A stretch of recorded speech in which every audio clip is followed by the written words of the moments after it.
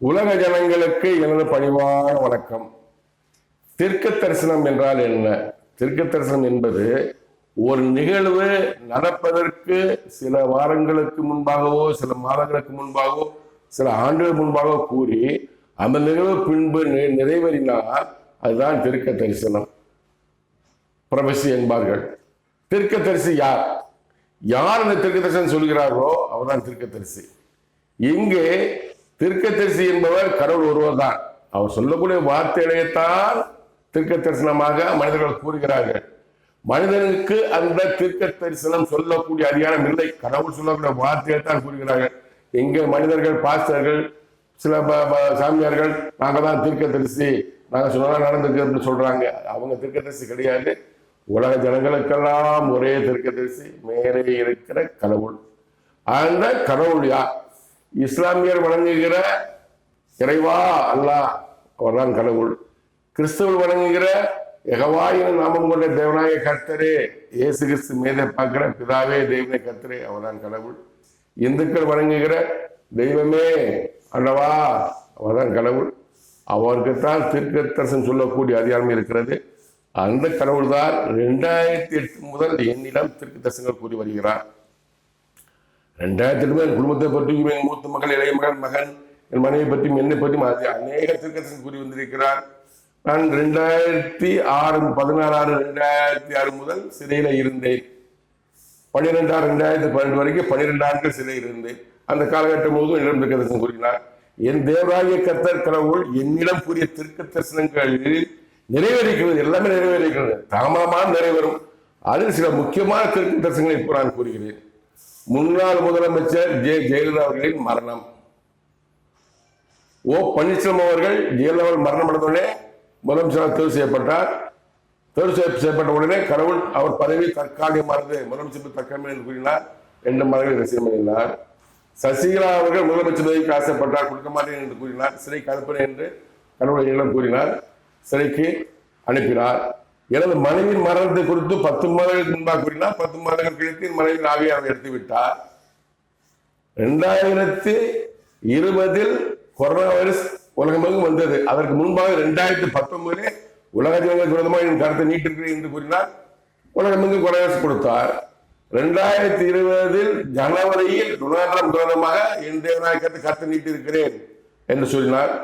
அதே போல 2020 நவம்பர் அமெரிக்க அதிபர் தேர்தலில் டொனால்ட் ட்ரம்ப் தோற்றார். 2019 முதல் எடப்பாடி பழனிசாமி அவர்களை குறித்து அவருக்கு விரோதமாகவே அதிகாரத்தை பறிப்பேன், அதிகாரத்தை மீட்டுக் கொள்வேன் என்று என் கடவுள் இனத்திற்கு தரிசனம் கூறினார். அதன்படி 2021 தமிழக சட்டசபை தேர்தல் எடப்பாடி பழனிசாமி தோற்றார். 2016 5/12/2016 ஜெயலலிதா மரணமடைந்த ஒரு 15 நாளுக்குள்ளாகவே அடுத்த தமிழகத்தின் முதலமைச்சர், அப்போ முதலமைச்சர் யார் என்பதை, அடுத்த 2021 தமிழக முதலமைச்சர் யார் என்பதை என் தேவனாய் கர்த்தர் கூறினார். அவர்தான் மு க ஸ்டாலின் என்று தெளிவாக கூறினார். அதே மாதிரி 6/4/2021 தேர்தல் முடிந்தது. 8/4 தேர்தல் முடிந்த 2 நாள்ல 8/4/2021 மு க ஸ்டாலின் தான் அடுத்த முதலமைச்சர் 2021 முதலமைச்சர் என்று தெளிவாக கூறினார். முதலமைச்சரானார். 2022 ரசிகர்கள் வரை புட்டினுக்கு ஒரு வாதவை கொடுப்பேன் என்று கூறினார். ஒரு 2 மாதங்களிலே அவருக்கு புற்றுநோய் என்பதை செய்திகளாக தெரிந்து கொண்டேன். இதுபோன்று என் தேவனாகிய கர்த்தர் கடவுளிடம் கூறிய அனைத்து தீர்க்க தரிசனம் நிறைவேறியிருக்கிறது. சில தீர்க்க தரிசனங்கள் நிறைவேற இருக்கிறது. தற்போது என் தேவனாகிய கர்த்தர் இன்னும் கூறி வரக்கூடிய தீர்க்க தரிசனம் என்னவென்றால், மழை பெய்யும், அதிகமாக தமிழ்நாட்டிலும் சென்னையிலும் பெய்யும், வெள்ளம் வரும், மரணங்கள் ஏற்படும், அதிகமாக மரணங்கள் ஏற்படும், ஜனங்கள் வேலைப்படுவார்கள் என்று என் தேவனாகிய கர்த்தர் கூறியிருக்கிறார். சென்னையிலும் தமிழ்நாட்டிலும் மிக மிக மிக விரைவில் மழை அதிகமாக பெய்யும், அதனால் வெள்ளம் வரும், ஜனங்கள் நிறையாக இறப்பார்கள், மரணமடைவார்கள் என் தேவனாகிய கர்த்தர் கடவுள் தரிசனம் கூறியிருக்கிறார். அந்த தீர்க்க தரிசனங்களை உலக ஜனங்களும் இந்திய ஜனங்களும் தமிழ்நாட்டு மக்களும் தெரிந்து கொள்ள இப்போது நான் கூறுகிறேன், கேளுங்கள். 18/12/2024 என்று மதியம் 12:41 மணி முதல் 12:53 மணி வரை என்னிடம் என் தேவனாகிய கர்த்தர் கடவுள் கூறிய தீர்க்க தரிசனத்தை இப்போது நீங்கள் கேளுங்கள்.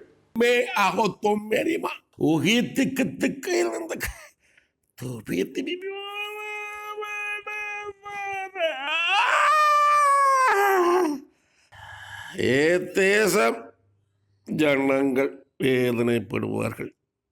என்னால் என்னால் என்னால் அறிவாய், நீ அறிவாய், விரைவில் விரைவில் விரைவில். இதன் விளக்கம் என்னவென்றால், இத்தேசம் ஜனங்கள் வேதனைப்படுவார்கள். என்னால் என்னால் என்னால் தமிழ்நாடு ஜனங்கள் வேதனைப்படுவார்கள். கடவுளால் கடவுளால் கடவுளால். அறிவாய், நீ அறிவாய், விரைவில் விரைவில் விரைவில். நான் தெரிந்து கொள்வேன், நான் தெரிந்து கொள்வேன், விரைவில் விரைவில் விரைவில். இதுதான் இதன் அர்த்தம். 18/12/2024 அன்று இரவு 10:21 முதல் 10:31 வரை என்னிடம் என் தேவனாகிய கர்த்தர் கடவுள் தீர்க்க தரிசனத்தை இப்போ நீங்கள் கேட்கலாம். എന്തിമാ കോത്തൊമ്മേ തൊമ്മേതി വിവാദമല്ല കടന്നിട്ടത്തേക്ക ഏതോ തുവത്തിക്കെ കടന്നക്ക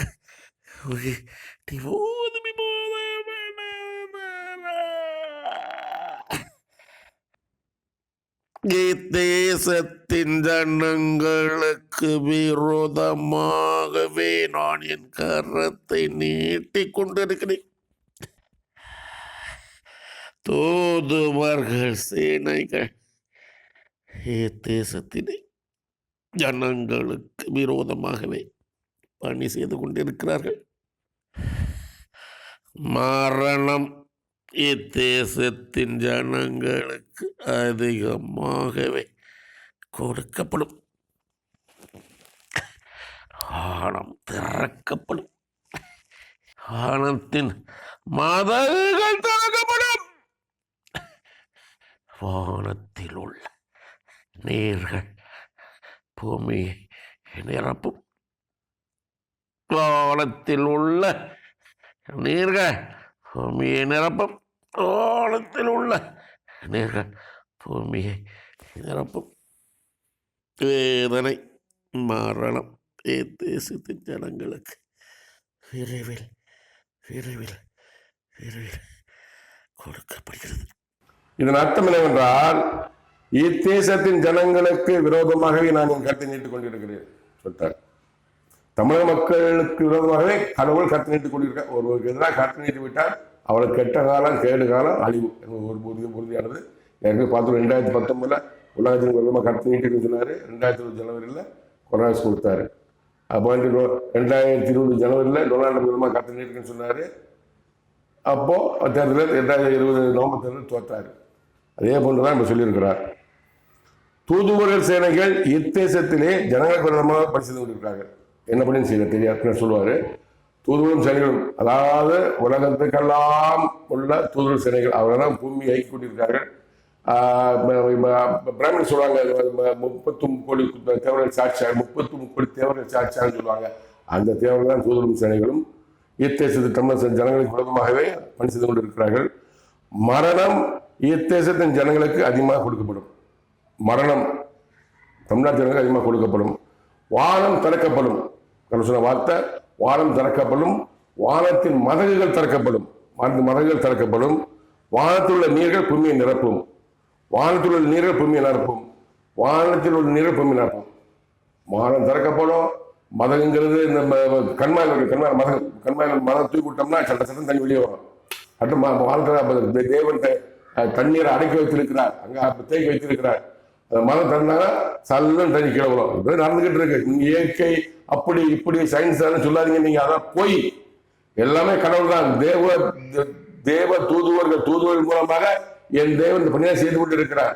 வானத்தின் மதங்களை திறந்தா தண்ணி பெய்யும், அடிச்சா மழை பெய்யாது. வேதனை, மரணம் இத்தேசத்தின் ஜனங்களுக்கு விரைவில் விரைவில் விரைவில் கொடுக்கப்படுகிறது. வேதனை, மரணம் அதிகமாகவும், வெள்ள சேதப்படும், மரணம் அதிகமாகவும் தமிழ்நாட்டு ஜன மக்களுக்கு விரைவில் விரைவில் விரைவில் கொடுக்கப்படுகிறது. கடவுளின் வார்த்தை நிச்சயமாக நிறைவேறும். 20/12/2024 அன்று காலை 8:32 மணி முதல் 8:41 மணி வரை என்னிடம் என் தேவனாகிய கர்த்தர் கடவுள் குறித்த தரிசனத்தை இப்போது நீங்கள் கேளுங்கள். Ome kati marome airnaka. Ome akit kut kairnaka. Oke.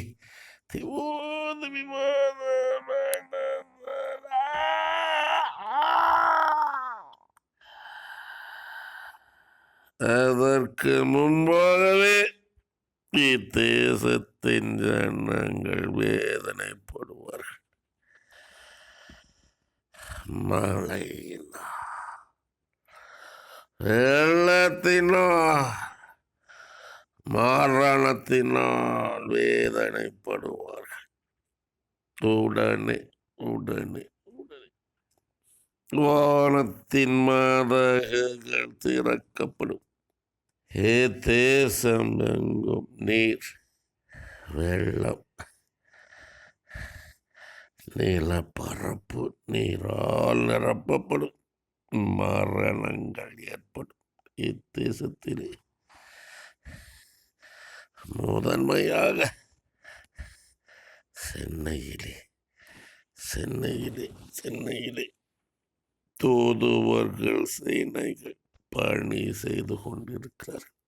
இதனுடைய அர்த்தம் என்னவென்றால், அதற்கு முன்பாகவே இதுக்கு பின்னாடி ஒரு நிகழ்ச்சி நடக்க இருக்குது. உலகமெங்கும் வந்து வாதை கொடுக்க இருக்கிறார். வயிற்றுப்போக்கு வாதை காலராவை திரும்ப கொண்டு வர இருக்கிறார்.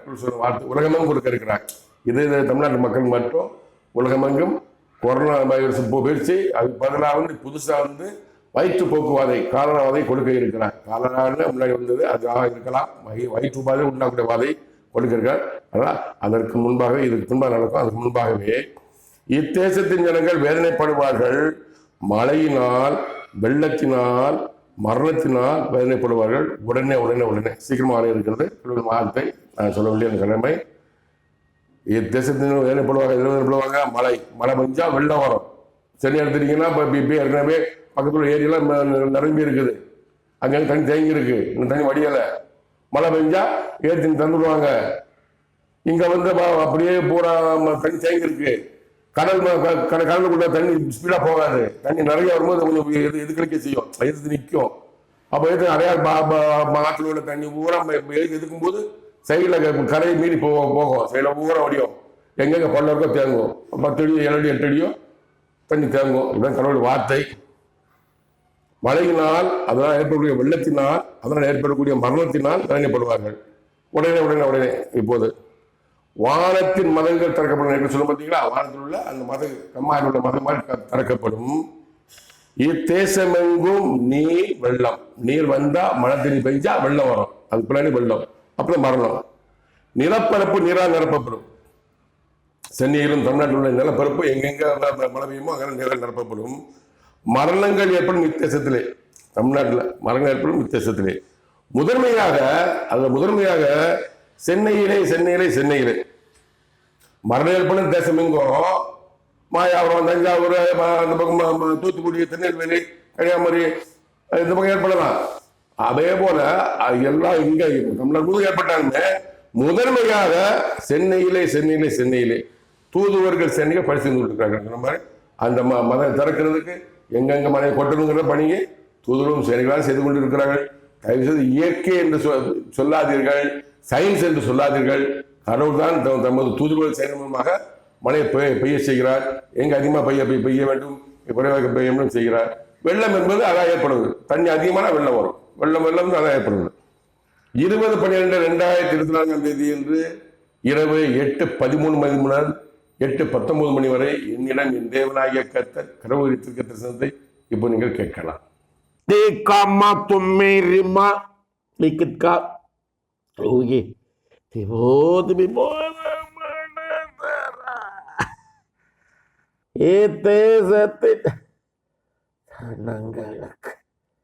விரோதமாகவே நான் என் கரத்தை நீட்டிக் கொண்டிருக்கிறேன்.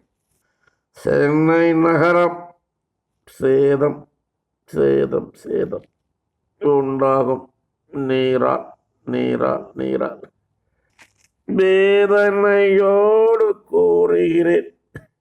மரணம் தேசத்திலே, சென்னை நகரத்திலே அதிகம் உண்டாகும். மழை நீரால் தாழ்ந்த பகுதிகள் மூலம் ஜனங்கள் வேதனைப்படுவார்கள். மேக விரைவில் ஜனங்கள் வேதனைப்படுவார்கள். தூதுவர்கள் சேனைகள் பணி செய்து கொண்டிருக்கிறார்கள். வானத்தின் மதகுகள் திறக்கப்படும். நீர் பூமியை நிரப்பும்.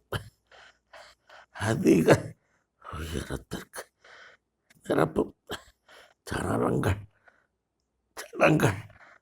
மரணிப்பார்கள்.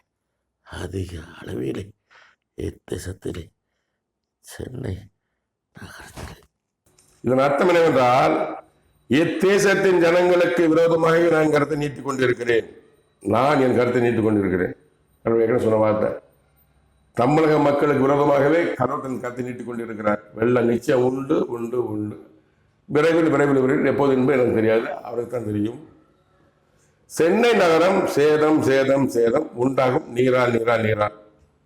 சென்னை நகரம் சேதம் சேதம் சேதம் சேதப்படும். நீரால்.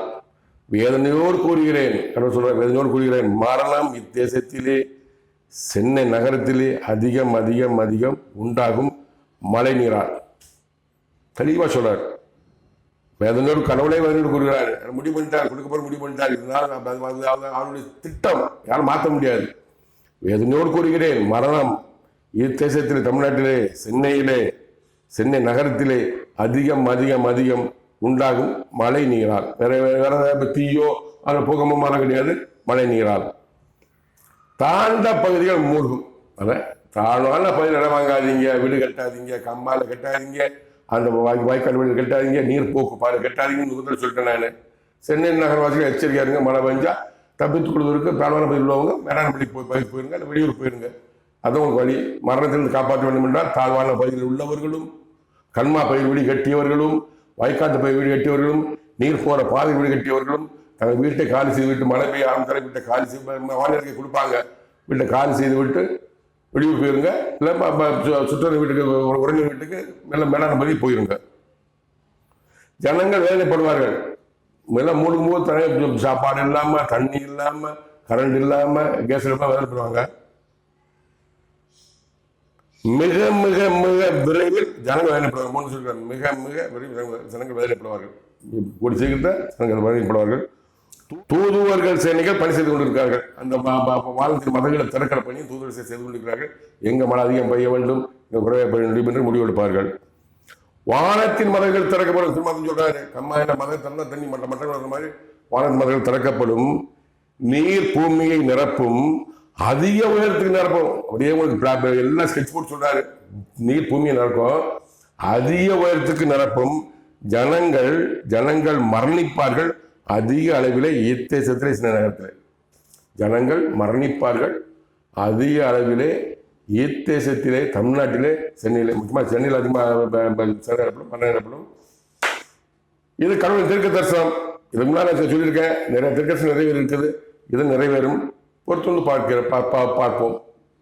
நிச்சயமா நான் நம்புறேன். எல்லாத்தையும் நிறைவேறி இருக்கு. சொன்னது மாறாது. எனவே தாழ்வான பகுதியில் உள்ள ஜனங்கள், கண்மாய்க்குள்ளாக இடம் வாங்கி கட்டிய ஜனங்கள், வயலில் இடம் வாங்கி கட்டிய ஜனங்கள், நீர் போக்குவரத்து வழியில் இறங்கிய ஜனங்கள் எல்லாம் எச்சரிக்கையார்கள். வீட்டை காலி பண்ணி, மழை பெய்ய ஆரம்பித்தாலே வானிலை கேட்டு மழை பெய்ய ஆரம்பித்தாலே வீட்டை காலி பண்ணிட்டு வெளியூர் போயிருங்க, இல்லை உயரமான இடத்துக்கு போய் தங்கிடுங்க. நீங்க அதான் உயிருக்கு பாதுகாப்பானது. இந்த டிசம்பர் இவர் சொன்ன தேவநாய கட்டங்கள் என்ன சொன்ன வார்த்தை நான் ஏன் நீ விசுவாசிக்கிறேன் நம்புறேன் என்றால், எடுத்து பாருங்கள்.